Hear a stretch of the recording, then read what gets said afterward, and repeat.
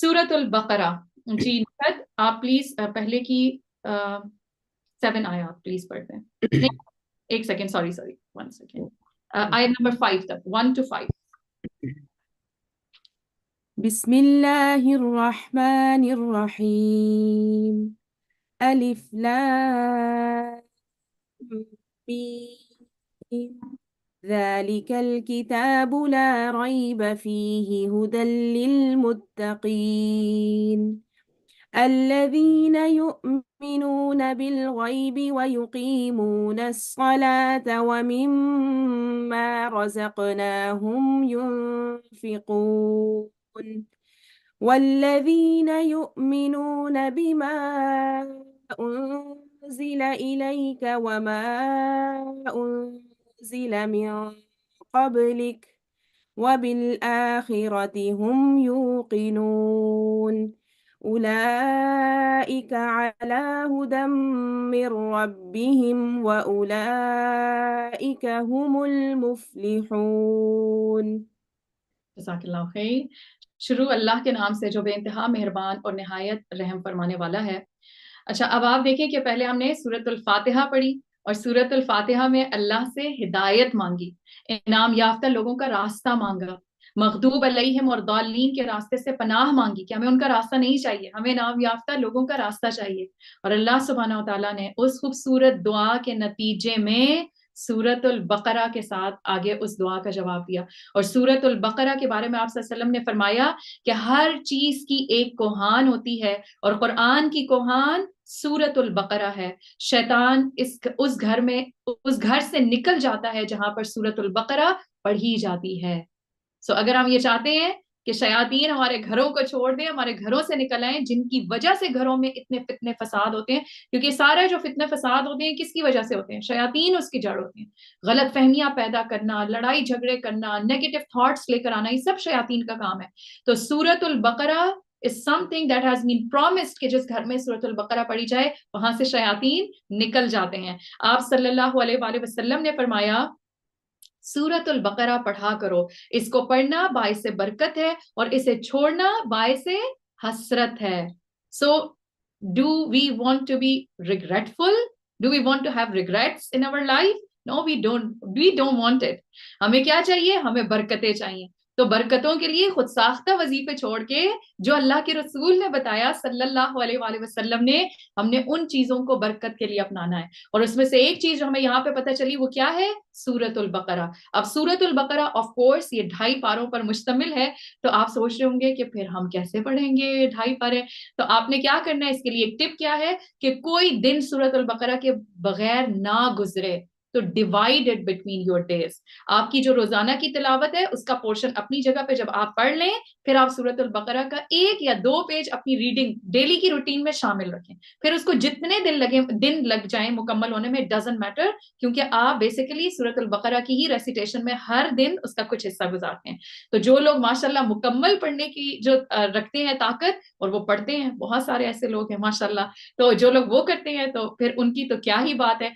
तो पहले अगर आप न्यू बिगिनर हैं, स्टार्टर हैं, तो फिर आप इस तरीके से स्टार्ट करें और इवेंचुअली आप इसको 3 या 4 दिनों पे ले आए और अल्लाह तौफीक दे तो इंशाल्लाह एक दिन में भी आप इसको स्प्लिट कर सकते हैं मुख्तलिफ टाइमिंग के दरमियान, कि आप एक दिन में कैसे सूरत अल बकरा को मुकम्मल कर सकते हैं। लेकिन ये बहुत बड़ी खैर है, हमें अपने आप को इससे महरूम नहीं करना चाहिए। आप सल्लल्लाहु अलैहि वसल्लम ने फरमाया जिस घर में ये सूरत पढ़ी जाती है वहां से शैतान भाग जाता है। आप सल्लल्लाहु अलैहि वसल्लम ने फरमाया अपने घरों को कब्रिस्तान ना बनाओ, सूरत अल बकरा पढ़ा करो। आप सल्लल्लाहु अलैहि वसल्लम ने फरमाया बातिल परस्त इसके पढ़ने वाले पर असर नहीं रख सकते। ठीक है, तो कोई भी ऐसे शर की जो चीजें हैं तो वो भी इसके ऊपर बेअसर हो जाती हैं। देखते हैं क्या कहती है ये सूरत। ये मदनी सूरत है। बिस्मिल्लाहिर्रहमानिर्रहीम। अलिफ लाम मीम। ये अल्लाह की किताब है, इसमें कोई शक नहीं। हिदायत है उन परहेजगार लोगों के लिए जो गैब पर ईमान लाते हैं, नमाज कायम करते हैं, जो रिस्क हमने उन्हें दिया उसमें से वो खर्च करते हैं, जो किताब तुम पर नाजिल की गई है और जो किताबें तुमसे पहले नाजिल की गई थी उन सब पर ईमान लाते हैं और आखिरत पर यकीन रखते हैं। ایسے لوگ اپنے رب کی طرف سے راہ راست پر ہیں اور وہی فلاح پانے والے ہیں۔ پھر یاد کریں ہم نے سورۃ الفاتحہ میں انعام یافتہ لوگوں کی راہ مانگی، تو اللہ سبحانہ وتعالیٰ نے کیا بتایا کہ اگر ہدایت چاہیے تو وہ کہاں پہ ہے، کن کے لیے ہے؟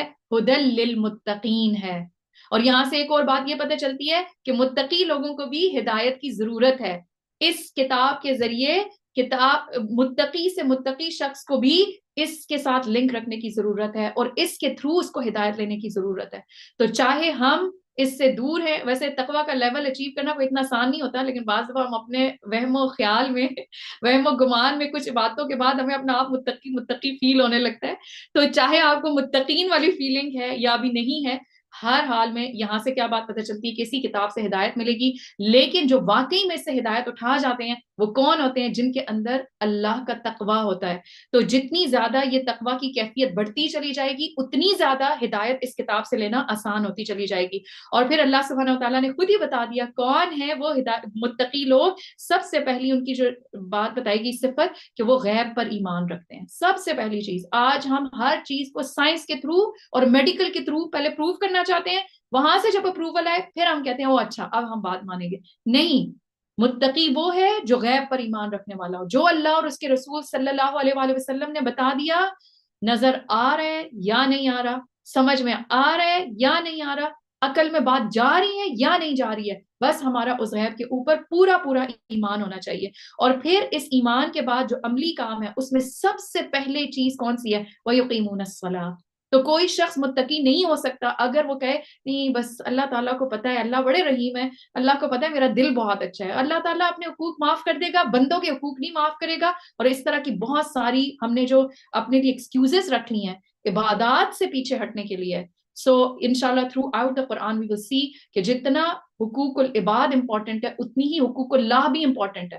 تو یہ نہیں ہے کہ اگر ہم حقوق اللہ کر رہے ہیں تو حقوق العباد کو چھوڑ دیں، اور اگر حقوق العباد اور چیریٹیز اور اس طرح کے کام کریں تو ہم کہیں کہ اللہ تعالیٰ اپنا حق معاف کر دیں گے۔ یقیمون الصلاۃ، سب سے پہلی متقین کی جو عملی چیز بتائی گئی، صفت بتائی گئی، وہ نماز کو قائم کرنے والے ہیں۔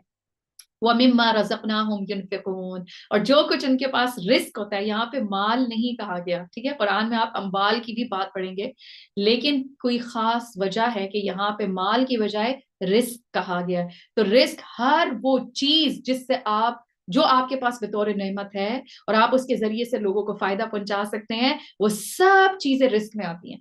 تو جو کچھ اللہ نے دیا ہوتا ہے ایسے لوگوں کو، وہ اس میں سے خرچ کرتے رہتے ہیں، چاہے وہ صحت ہو، چاہے وہ صلاحیت ہو، چاہے وہ علم ہو۔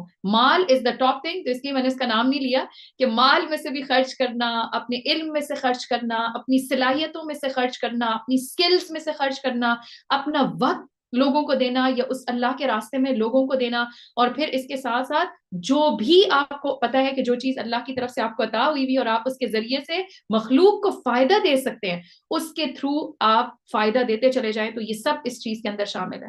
تو آپ دیکھیں غیب پر ایمان کے بعد جو دو صفات بتائی گئی، سب سے پہلے حقوق اللہ والی وَيُقِيمُونَ الصَّلَاةَ، اور پھر حقوق العباد والی وَمِمَّا رَزَقْنَاهُمْ يُنْفِقُونَ۔ اور پھر اس کے بعد آپ دیکھیں کہ ہر اس چیز پر ایمان لاتے ہیں جو آپ پر نازل کی گئی۔ تو آپ صلی اللہ علیہ وآلہ وسلم پر قرآن پاک اور سنت دونوں اللہ کی طرف سے نازل ہوئی ہیں، تو دونوں چیزوں پر ایمان کا ہونا ضروری ہے۔ وما انزل من قبلک، اور آپ سے پہلے بھی جتنی کتابیں نازل ہوئیں ان سب پر ایمان رکھتے ہیں، اور آخرت پر تو وہ یقین رکھتے ہیں، یقین رکھتے ہیں۔ اصل کامیاب شخص وہ ہے جو منزل کو سامنے رکھ کر وہ اپنا قدم اٹھاتا ہے کہ میری منزل کہاں پر ہے۔ آج ہم سب نے سورۃ الفاتحہ سٹارٹ کی، آج ہم سب نے ماشاءاللہ دورہ قرآن سٹارٹ کیا، منزل کیا ہے؟ سورۃ الناس منزل ہے، ٹھیک ہے، تو اس منزل کو سامنے رکھ کر ہم نے اپنا قدم سٹارٹ کیا۔ تو اسی طریقے سے ہم سب کی جو منزل ہے وہ آخرت ہے، آخرت کو سامنے رکھ کر چاہے میں کسی سے معاملہ کروں، چاہے میری عبادات ہوں، چاہے میری نیت ہو، چاہے میری سوچ ہو، چاہے میرے بول ہوں، ہر ایکشن کو کرتے ہوئے ہر تھاٹ پروسیس میں سب سے پہلے آخرت، یعنی سکیننگ ہو رہی ہو، یہ کام کر رہی ہوں سکیننگ تھرو آخرت لینس، اچھا یہ کام نہیں کرنا بیکاز آخرت میں اس کا بہت برا کام۔ تو جب انسان کے اندر یہ والا یقین آ جاتا ہے کہ اس چیز کا حساب ہے، کیا واقعی میں ہم آخرت پر یقین رکھنے والے ہیں؟ یقین وہ ایمان کی کیفیت ہوتی ہے جو انسان کو عمل پر مجبور کر دیتی ہے، جو انسان کے عمل میں تبدیلی لے آتی ہے. جب کسی کو یقین ہو جائے کہ میرا ایک ایک جھوٹ پورے سٹیٹس کے ساتھ وہاں پہ مینشن ہے and I will be held responsible for every single lie in my life, چاہے وہ مذاق میں بھی تھا, just joking and just kidding and for the surprises. So remember this. تو جس کو یہ یقین ہوتا ہے وہ بہت ایزیلی ان چیزوں کو چھوڑ سکتا ہے. جس کو یہ یقین ہوتا ہے کہ اگر میں نے کسی کے ساتھ زیادتی کی میرا حساب ہوگا, میں نے کسی کو دھوکہ دیا میرا حساب ہوگا. آپ دیکھیں ہر بندہ کتنا جلدی جلدی ٹرانسفارم ہو جائے نا, تو آخرت کے لینس کے تھرو اپنے اعمال کو سکین کر کے and then take the step and action towards it. تو یہاں پہ اللہ سبحانہ وتعالیٰ کیا خوشخبری دے رہے ہیں ایسے لوگوں کے لیے, اولئک علی ھدی من ربہم واولئک ھم المفلحون. ہدایت چاہیے, ان متقیوں کے حصے میں ہدایت اللہ کی طرف سے پرومسڈ ہے کہ یہی لوگ ہدایت پر ہیں اور یہی لوگ these are the actually the successful people واولئک ھم المفلحون. اور یہ کہیں دنیا سے یہ سرٹیفکیٹ نہیں مل رہا, کہیں دنیا سے کوئی کانٹریکٹ نہیں مل رہا, یہ اللہ سبحانہ وتعالیٰ کی طرف سے ایک پرومس آ رہا ہے کہ ایسے لوگ دنیا میں ہدایت پر ہیں اور یہ ہدایت یافتہ لوگ یہی اصل میں کامیابی کی طرف جانے والے ہیں اور فلاح پانے والے ہیں. آگے اللہ سبحانہ وتعالیٰ فرماتے ہیں اب یہ تو ہو گیا ایک گروپ, ٹھیک ہے, انعمت علیہم, اور یہاں پہ اللہ سبحانہ وتعالیٰ نے ان کا بتا دیا. اس کے بعد ایک اور گروہ جس کا یہاں پہ ذکر آتا ہے, جن لوگوں نے ان باتوں کو تسلیم کرنے سے انکار کر دیا ان کے لیے برابر ہے خواہ تم انہیں خبردار کرو یا نہ کرو, بہرحال وہ ماننے والے نہیں. اللہ نے ان کے دلوں اور ان کے کانوں پر مہر لگا دی اور ان کے آنکھوں پر پردہ ڈال دیا, وہ سخت سزا کے مستحق ہے. سو دس از دا سیکنڈ کیٹیگری کفار کی, کہ ان کے سامنے کوئی شخص یعنی خبردار ان کو کیا جائے یا نہ کیا جائے ان کے لیے بالکل ایکول ہے, انہوں نے بات نہیں ماننی.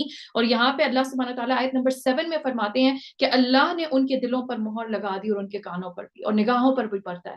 تو یہی 3 ذرائع ہیں کسی کی ہدایت کی طرف آنے کے. اگر یہ تینوں بند ہو جائیں, سب سے پہلے دل کی ایکسیپٹنس ہی نہیں ہے, کانوں میں جہاں سے سن کے ہدایت جا سکتی ہے اس کے اوپر بھی مہر لگ چکی ہے, اور نگاہیں جہاں سے دیکھ کے انسان جو ہے وہ بصیرت حاصل کر سکتا ہے, اللہ کی نشانیوں کو دیکھ کے ہدایت کی طرف آ سکتا ہے, اس کے اوپر بھی پردہ آ جائے.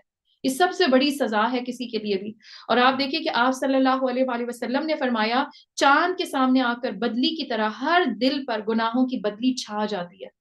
تو یہ کون سی چیزیں ہوتی ہیں جو ہمارے دلوں پر آ کے پردہ ڈال دیتی ہیں یا ہمارے دلوں کے لیے اس ایکسیپٹنس کو, ہدایت کو مشکل کر دیتی ہیں؟ ہمارے گناہ ہوتے ہیں. چاند اتنا کلیئر ہوتا ہے اور وہ بدلی جب سامنے آتی ہے تو چاند چھپ جاتا ہے. اسی طرح ہمارا دل جب ہم نیک اعمال کرتے ہیں تو وہ بھی چاند کی طرح ان اعمال کی روشنی سے چمک رہا ہوتا ہے, لیکن ہم ایسے گناہ کرتے ہیں جو وہ چمکتے ہوئے چاند کو, دل کو پھر ڈھانپ دیتے ہیں.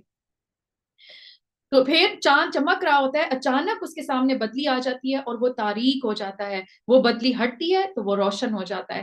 تو یہاں پہ اہم نقطہ کیا ہے سمجھنے کا, کہ ہر ایسی چیز میں انسان کو کیا سوچنا چاہیے کہ میں کثرت سے استغفار کے ذریعے ان گناہوں کو ساتھ ساتھ دھوتا رہوں, گناہوں سے بچنے کی بھی کوشش اور ریئلائزیشن کہ جو ہی ہو جائے فوراً سمجھ میں آ جائے فوراً اس گناہ سے توبہ استغفار کی جائے. اب تیسرے گروہ کی بات ہے جو کہ منافقین کا گروہ ہے. اللہ سبحانہ تعالیٰ فرماتے ہیں بعض لوگ ایسے بھی ہیں جو کہتے ہیں کہ ہم اللہ اور آخرت پر ایمان لائے, حالانکہ در حقیقت وہ مومن نہیں ہیں, وہ اللہ اور ایمان لانے والوں کے ساتھ دھوکہ بازی کر رہے ہیں, مگر دراصل وہ خود اپنے ہی آپ کو دھوکے میں ڈال رہے ہیں اور انہیں اس کا شعور ہی نہیں ہے.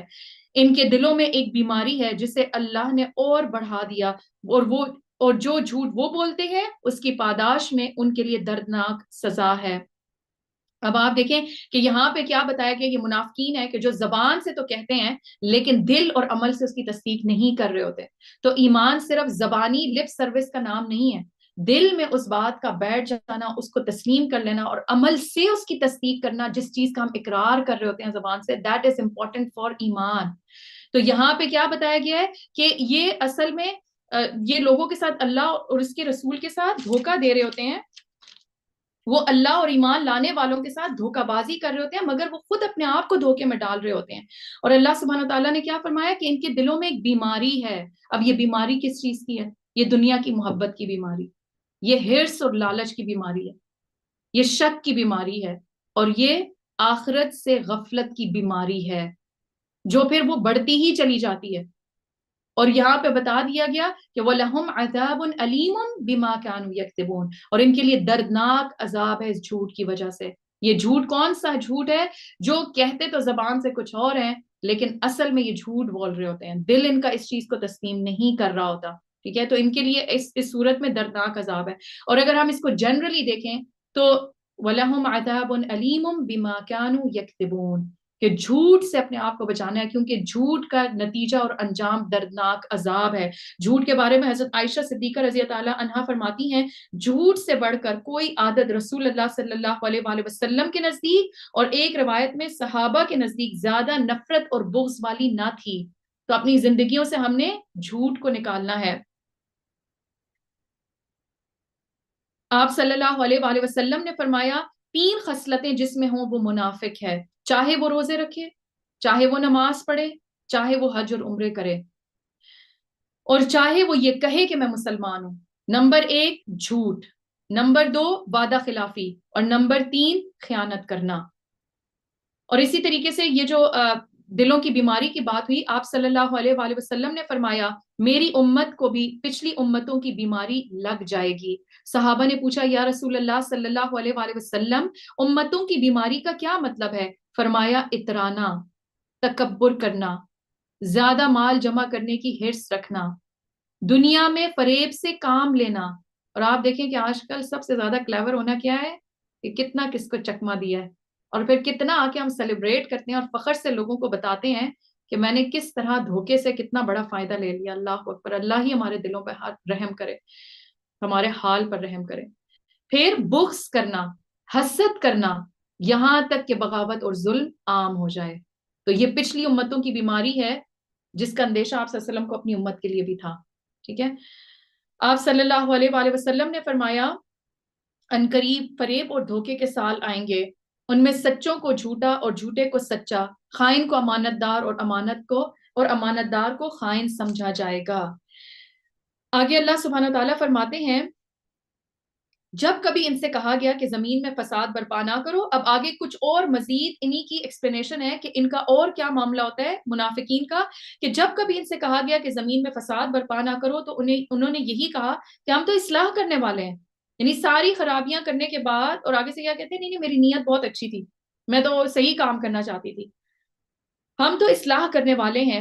خبردار، حقیقت میں یہی لوگ مفسد ہیں مگر انہیں شعور ہی نہیں۔ اور جب ان سے کہا گیا کہ جس طرح دوسرے لوگ ایمان لائے ہیں، کن لوگوں کے ایمان کا کہا گیا؟ صحابہ کرام کا، تو ان کو کہا گیا جیسے صحابہ ایمان لائے ہیں اسی طرح تم بھی ایمان لاؤ، تو انہوں نے یہی جواب دیا کہ کیا ہم بے وقوفوں کی طرح ایمان لے آئیں؟ یعنی جو درست اہل ایمان ہوتے ہیں ان کو کیا لگتے ہیں یہ تو بے وقوف ہے، ان کو تو سمجھ ہی نہیں آتی۔ یہ اتنے زیادہ اسلامی ہونے کی اور ایکسٹریم پہ جانے کی، آپ دیکھیں آج کے زمانے میں اگر کوئی 5 وقت کی نماز بھی پڑھتا ہے نا تو اس کو ایکسٹریمسٹ کہتے ہیں، اگر کوئی بیئر منیمم اپنا حجاب بھی لیتا ہے نا تو اس کو ایکسٹریمسٹ کہتے ہیں۔ نہیں، اب اتنے بھی زیادہ ایکسٹریم پہ جانے کی ضرورت نہیں ہے۔ This is the basic requirement for us to be a Muslim, this is a Muslim identity, ٹھیک ہے؟ تو جب ان سے یہ کہا جاتا ہے کہ جب ان سے کہا گیا کہ جس طرح دوسرے لوگ ایمان لائے ہیں اسی طرح تم بھی ایمان لاؤ، تو انہوں نے یہی جواب دیا کیا ہم بے وقوفوں کی طرح ایمان لے آئیں؟ خبردار، حقیقت میں تو یہ خود بے وقوف ہیں مگر یہ جانتے نہیں۔ جب یہ اہل ایمان سے ملتے ہیں تو کہتے ہیں ہم بھی ایمان لائے، اور جب علیحدگی میں اپنے شیطانوں سے ملتے ہیں تو کہتے ہیں اصل میں تو ہم تمہارے ساتھ ہیں اور ان لوگوں سے محض مذاق کر رہے ہیں۔ یعنی پھر again making fun of those people کہ جس محفل میں گئے اسی رنگ کے ہو گئے، اور ساتھ ہی ساتھ ایمان والوں کا مذاق دوسرے گروپ میں جا کے کرنا، ہم تو ویسے ہی شغل کے لیے ہم بھی ویسے ہو گئے تھے، تو اس طرح کی باتیں کرتے تھے۔ اللہ سبحانہ تعالیٰ فرماتے ہیں اللہ ان سے مذاق کر رہا ہے، وہ ان کی رسی دراز کیے جاتا ہے اور یہ اپنی سرکشی میں اندھوں کی طرح بھٹکتے چلے جاتے ہیں۔ یہ وہ لوگ ہیں جنہوں نے ہدایت کے بدلے گمراہی خرید لی۔ سبحان اللہ، کتنا بڑا خسارہ، مگر یہ سودا ان کے لیے نفع بخش نہیں اور یہ ہرگز صحیح راستے پر نہیں ہے۔ ان کی مثال ایسی ہے، اب 2 مثالوں کے ذریعے ان منافقین کا حال بیان کیا گیا۔ ان کی مثال ایسی ہے جیسے ایک شخص نے آگ روشن کی اور جب اس نے سارے ماحول کو روشن کر دیا تو اللہ نے ان کا نور بصارت سلب کر لیا۔ یعنی جب ان کو دین کے بارے میں پتہ چل گیا، یعنی مدینہ میں جب اسلام کی دعوت آئی تو انہوں نے لبیک کہا، لیکن مسلمان ہونے کے بعد جب اسلام کے کچھ احکامات یا کچھ حالات سخت ہوتے انہوں نے دیکھے تو پھر فوراً ہی وہاں سے پلٹ گئے۔ تو ان کا نور بصارت سلب کر لیا اور انہیں اس حال میں چھوڑ دیا کہ تاریکیوں میں انہیں اب کچھ نظر نہیں آتا. یہ بہرے ہیں، گونگے ہیں، اندھے ہیں، اب یہ نہ پلٹیں گے. یا پھر ان کی مثال یوں سمجھو کہ آسمان سے زور کی بارش ہو رہی ہو اور اس کے ساتھ اندھیری گھٹا اور کڑک اور چمک بھی ہے. یہ بجلی کے کڑاکے سن کر اپنی جانوں کے خوف سے کانوں میں انگلیاں ٹھونس لیتے ہیں، اور اللہ ان منکرین حق کو ہر طرف سے گھیرے میں لیے ہوئے ہے. چمک سے ان کی حالت یہ ہو رہی ہے کہ گویا قریب بجلی ان کی بصارت اچک لے جائے گی. جب ذرا کچھ روشنی انہیں محسوس ہوتی ہے تو اس میں کچھ دور تک چل لیتے ہیں، اور جب ان پر اندھیرا چھا جاتا ہے تو کھڑے ہو جاتے ہیں. اور آپ دیکھیں کہ بعض دفعہ کیا ہوتا ہے کہ انسان جب دین کی طرف آتا ہے تو آدھے آدھے دل کے ساتھ آتا ہے کہ اچھا دیکھتے ہیں ہوتا کیا ہے. اور منافقین کا بیسیکلی یہ رویہ تھا کہ وہ دین میں آ گئے، اور پھر اس کے بعد کیا ہوتا ہے کہ جو ہی وہ بارش کی مثال کیا ہے، اللہ تعالیٰ کے احکامات اور اللہ کی وحی جب برستی تھی تو جیسے جیسے روشنی ان کو نظر آتی تھی، یعنی کوئی آسان ہے، خوشخبری ہے، کوئی اچھی آسان چیزیں ہیں، تو یہ اس میں چل لیتے تھے. لیکن جو ہی اندھیرا ہو جاتا تھا تو فوراً وہاں پہ رک جاتے تھے، یعنی جو یا کڑک چمک کے ڈر سے اپنے کانوں میں انگلیاں ٹھونس لیتے تھے، یعنی یہ باتیں تو ہم نے سننی نہیں ہے. جو ہی کوئی مشکل احکامات جو ان کو پرسنلی مشکل لگتے تھے، ان کے مفادات کے، ان کے خواہشات کے اگینسٹ ہوتے تھے، تو فوراً وہاں پہ ان کا معاملہ مختلف ہو جاتا تھا. اللہ سبحانہ تعالیٰ فرماتے ہیں کہ اللہ چاہتا تو ان کی سماعت اور بصارت بالکل ہی سلب کر لیتا، یقیناً وہ ہر چیز پر قادر ہے. یعنی یہ جو ان کا رویہ ہے اور یہ جو ان کا طریقہ کار ہے، اگر اللہ چاہتا تو ایز اے پنشمنٹ ان کی یہ فیکلٹیز کو ہمیشہ کے لیے ختم کر دیتا، یعنی پھر وہ کبھی ہدایت نہ لے سکتے، لیکن اللہ نے ان کے لیے راستہ کھلا چھوڑا. اب ان تین کیٹیگریز کا ذکر کرنے کے بعد اللہ سبحانہ وتعالیٰ تمام انسانیت کو یا ایھا الناس کہہ کے یہاں پہ خطاب کر رہے ہیں، اور وہ کس بات کا کہ اے لوگو یا ایھا الناس، بندگی اختیار کرو، عبادت کرو اپنے رب کی جو تمہارا اور تم سے پہلے لوگوں کو، اپنے اپنے اس رب کی جو تمہارا اور تم سے پہلے جو لوگ گزرے ہیں ان سب کا خالق ہے، یعنی جس نے سب کو پیدا کیا. تمہارے بچنے کی توقع اسی صورت سے ہو سکتی ہے.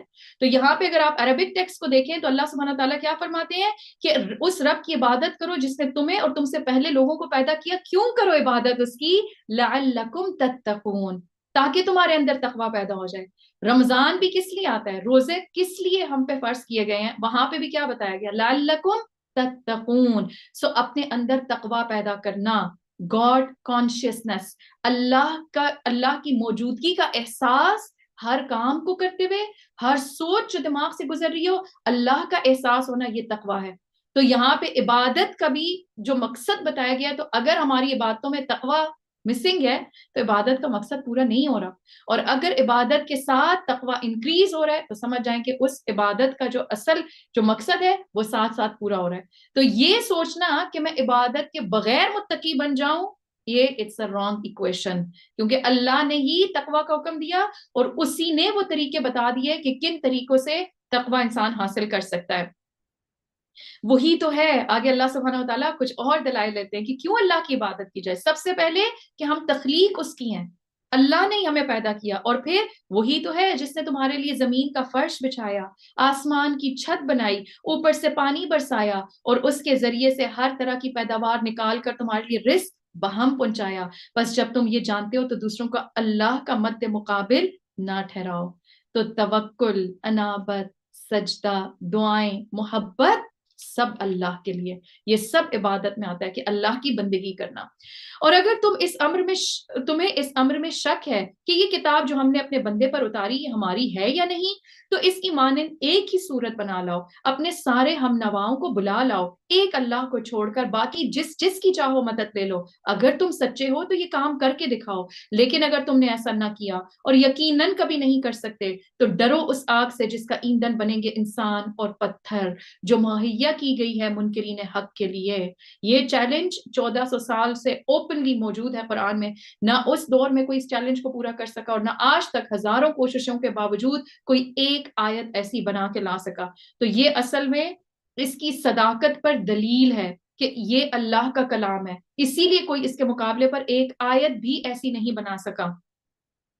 اور اے پیغمبر صلی اللہ علیہ وآلہ وسلم، جو لوگ اس کتاب پر ایمان لے آئیں اور اس کے مطابق اپنے عمل درست کر لیں انہیں خوشخبری دے دو کہ ان کے لیے ایسے باغ ہیں جن کے نیچے نہریں بہتی ہوں گی. ان باغوں کے پھل صورت میں دنیا کے پھلوں سے ملتے جلتے ہوں گے. جب کوئی پھل انہیں کھانے کو دیا جائے گا تو وہ کہیں گے کہ ایسے ہی پھل اس سے پہلے دنیا میں ہم کو دیے جاتے تھے. ان کے لیے وہاں پاکیزہ بیویاں ہوں گی اور وہ وہاں ہمیشہ رہیں گے. سبحان اللہ، کتنی خوبصورت خوشخبری ہے. کن لوگوں کے لیے؟ جو ایمان اور عمل صالح کرنے والے ہیں. وَبَشِّرِ الَّذِينَ، یہاں پہ آپ دیکھیں کہ ایمان اور عمل صالح کے سے پہلے خوشخبری دی گئی. وَبَشِّرِ الَّذِينَ آمَنُوا وَعَمِلُوا الصَّالِحَاتِ، اور خوشخبری جنتوں کی ہے. کیسی جنتیں؟ جس میں پھل ہوں گے اور جس میں پاکیزہ بیویاں ہوں گی اور جس میں ہمیشگی ہے، جہاں سے پھر کوئی نہیں نکال سکتا. تو اس جنت کی تیاری کے لیے ایمان اور ایمان کے ساتھ عمل شرط ہے. اور یہاں سے ایک اور بات ہمیں کیا پتہ چلتی ہے کہ نیک عمل پہ قرآن کا آپ انداز ساتھ ساتھ دیکھیں گے کہ ساتھ ساتھ قرآن جیسے جیسے ڈراوے ہیں اس میں، اسی طرح ساتھ ہی ساتھ خوشخبریاں ہیں. تو نیک عمل کی اپریسیشن، نیک اعمال پر خوشخبریاں. ہمارا بھی کیا رویہ ہونا چاہیے کہ لوگوں کو صرف ڈراتے نہ رہیں. Deen is such a beautiful religion. Islam, Quran, the path of Allah subhanahu wa ta'ala is full of excitement and happiness if you are following that path. اتنی خوشخبریاں ہیں، اتنی آسانیاں ہیں، لیکن بعض دفعہ ہم اپنے رویوں سے دوسروں کو صرف ڈرا کے رکھتے ہیں. تو اس لیے ایک دوسرے کو نیک اعمال پہ اپریشیٹ کرنا، ان کو خوشخبری دینا. اور یہ ہمیں ایک بہت خوبصورت عمل یزید بن ابی مریم کا ملتا ہے کہ جب وہ جمعہ پڑھنے جا رہے تھے تو راستے میں ان کو ابایا بن رافع ملے اور کہنے لگے خوش ہو جاؤ، میں نے یہ حدیث سنی ہے کہ جس شخص کے بھی دونوں پاؤں اللہ کے راستے میں غبار آلود ہوں ان پر جہنم کی آگ حرام ہے. اب وہ تو ایک جمعے کی نماز پڑھنے جا رہے ہیں، اپنا ایک فرض ادا کرنے جا رہے ہیں، لیکن ساتھی نے کتنی خوبصورت بات کی. آپ دیکھیں جتنا جتنا انسان کے دل میں تقویٰ آتا ہے، آخرت کا یقین آتا ہے، ایمان، ہدایت، تقویٰ سے دل سنورنے لگتے ہیں تو انسان کے کلام میں بھی فرق آنے لگتا ہے. آپ کی کانورسیشنز چینج ہونے لگتی ہیں. اب بجائے اس کے کہ دیر ہو رہی ہے، لیٹ ہو گئے ہیں، کدھر جا رہے ہو، کیوں جا رہے ہو، وہ ساتھ ہی کتنی خوبصورت بات کی کہ میں نے ایک حدیث سنی ہے. لیکن یہ تب ہی ہوگا نا جب ہمارے پاس علم ہوگا. تو علم حاصل کرنا اور پھر اس علم کے مطابق لوگوں کو اس اعمال پہ خوش کر دینا. بعض ہم کہتے ہیں اچھا اس کو بتانے کا کیا فائدہ ہے، ان کو تو سب کچھ ویسے ہی پتا ہے. نہیں، چاہے پتا ہے، ایسی خوشخبریاں ہر دفعہ سننے پر دل کو خوش کرتی ہیں اور موٹیویٹ کرتی ہیں. تو آپ دیکھیں کہ کچھ اب ان کا تو یہ تھا نا کہ وہ جمعے کی نماز کے لیے جا رہے تھے، لیکن انہوں نے جو حدیث سنی، جو انہوں نے سنائی، اس میں کیا کہا کہ اللہ کی راہ میں جو قدم اللہ کی راہ میں غبار آلود ہوں ان پر جہنم کی آگ حرام ہے. تو اللہ کی راہ میں جو بھی قدم اٹھاتا ہے، ٹھیک ہے، اب چاہے ہم اس وقت آن لائن ہی سن رہے ہیں، لیکن کوئی تو آپ نے ایکشن لیا ہے نا اللہ کے راستے پہ آنے کے لیے. تو ایسے ایکشنز پر، ایسے قدم جو اٹھے ہیں ان کے اوپر جہنم کی آگ حرام ہے. تو آپ سارے بھی خوش ہو جائیں. وَبَشِّرِ الَّذِينَ آمَنُوا وَعَمِلُوا الصَّالِحَاتِ. اور قرآن پاک میں ایک اور حدیث قدسی میں آتا ہے کہ آپ صلی اللہ علیہ وآلہ وسلم نے فرمایا کہ اللہ تعالیٰ فرماتا ہے میں نے اپنے بندوں کے لیے جنت میں ایسی چیزیں بنائی ہیں جن کو کسی آنکھ نے نہیں دیکھا، کسی کان نے نہیں سنا، کسی دل میں ان کا خیال تک نہیں آیا. تو ایسی خوبصورت جنت کی خوشخبری اللہ سبحانہ و تعالیٰ ایمان اور عمل صالح کرنے والوں کو دیتا ہے. اب یہاں سے آگے جو آیات ہیں تو قرآن کے اوپر جب لوگوں کے دل میں، جن کے دلوں میں شکوک و شبہات ہوتے ہیں، تو پھر اس کے نتیجے میں وہ اعتراضات لے کر آتے ہیں، اسی لیے ایکسیپٹنس نہیں ہوتی. تو کچھ اعتراضات ان کے بھی تھے جس کا جواب یہاں پہ دیا گیا. اللہ سبحانہ تعالیٰ فرماتے ہیں ہاں اللہ اس سے ہرگز نہیں شرماتا کہ مچھر یا اس سے بھی حقیر تر کسی چیز کی مثال دے. جو لوگ حق بات کو قبول کرنے والے ہیں وہ انہی مثالوں کو دیکھ کر جان لیتے ہیں کہ یہ حق ہے جو ان کے رب کی طرف سے آیا ہے، اور جو ماننے والے نہیں وہ انہیں سن کر کہنے لگتے ہیں یہ ایسی مثالوں سے اللہ کو کیا اثر ہوگا. یعنی ان کا فوکس یہ نہیں ہوتا کہ اللہ سبحانہ تعالیٰ ان مثالوں کے ذریعے کیا سکھا رہے ہیں. وہ چونکہ اعتراض کی نیت سے بیٹھے ہوتے ہیں تو وہ ہر چیز کو اسی کرٹیکل نگاہ سے دیکھ کے اس میں سے اعتراض ہی نکالتے ہیں. تو وہ اچھا اگر تمہارا اللہ اتنا ہی بڑا ہے اور یہ کلام اللہ کی طرف سے ہے جو رب العالمین ہے، تو اس کتاب میں یہ مچھر مکھی کی باتیں کیوں ہیں. تو انہوں نے اس طرح کے اعتراضات کیے جس کا اللہ نے یہ جواب دیا کہ اللہ اس بات سے ہرگز نہیں شرماتا کہ مچھر یا اس سے بھی حقیر تر چیز کی مثال بیان کرے. اور اللہ سبحانہ تعالیٰ نے کیا بتا دیا کہ یہی مثال ایک ہی ہوتی ہے، لیکن کچھ لوگ اس کو سن کر ان کے ایمان میں اضافہ ہوتا ہے اور کچھ لوگ بدبختی اور محروم ہی رہ جاتے ہیں. اللہ سبحانہ تعالیٰ فرماتے ہیں وہ انہیں سن کر کہنے لگتے ہیں کہ ایسی مثالوں سے اللہ کو کیا سروکار. اس طرح اللہ ایک ہی بات سے بہتوں کو گمراہی میں مبتلا کر دیتا ہے اور بہتوں کو راہ راست دکھا دیتا ہے.